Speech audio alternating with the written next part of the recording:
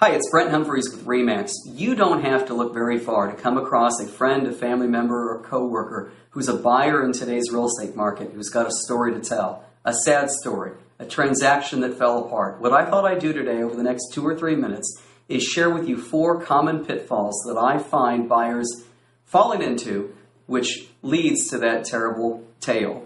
Thinking the theory that if you know these pitfalls up front, you can arm yourselves to get around them and actually have a success story. The 4 issues are appraisal, baggage, lender-required repairs, and pre-approvals versus pre-qualification.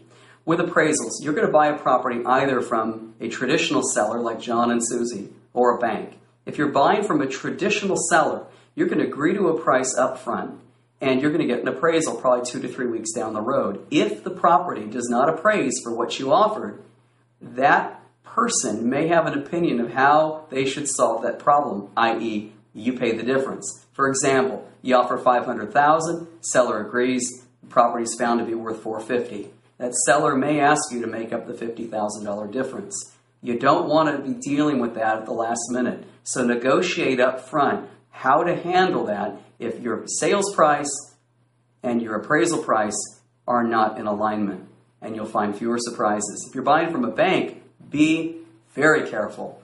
Banks always have lawyers, and lawyers always have contracts, and these contracts supersede the Association of Realtor agreement that you'd already signed.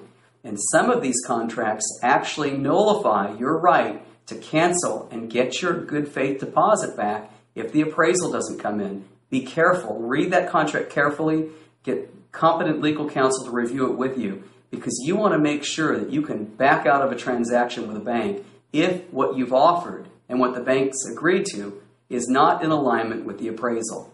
If you negotiate up front, if the offer price and the appraisal price are not in alignment, here's what we're going to do. We're going to take the appraisal price. We're going to get a second appraisal. We're going to split the difference. You do that up front, you're going to find yourself closing escrow. Don't wait until the last minute to suddenly scramble for a solution when buyer and seller may not be in alignment. So that's pitfall number 1. Second one is baggage. In these tough economic times, there are sellers who put their home on the market that just had some home improvements or repairs made and failed to pay their contractor. You're not going to find evidence of this in the color flyer in the front yard. 4-bed, 3-bath, 2 liens. It's not going to be there. So look out and arm yourself with a good title officer who can pull title on that and check to make sure whether there are some liens that aren't known to people so that you don't find your transaction unraveling when Peter didn't pay Paul. The third thing is pre-approval versus pre-qualification.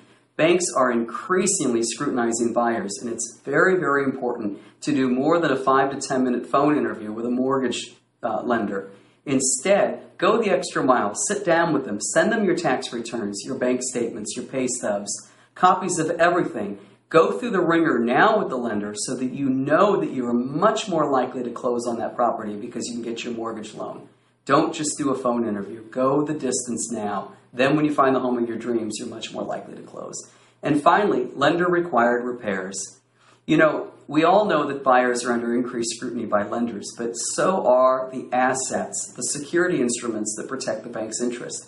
You can get pre-approved for a loan and be well into escrow, have your home inspection, and then find that there are certain things wrong with the home that the lender will require the seller fix prior to funding your loan. When you come across those things, it's a negotiation all over again. And if the seller does not agree on how they should handle those things, your mortgage will not fund and you won't close, and you'll start the process all over again. So up front with your realtor, negotiate a term in the contract that if the lender requires certain repairs, here's how we're going to handle it, and you'll have a much greater chance of closing. I'm Brent Humphreys. I'm available at 760-333-3333. Call, write, text, whatever you'd like. I'd be happy to help you. Thanks for watching.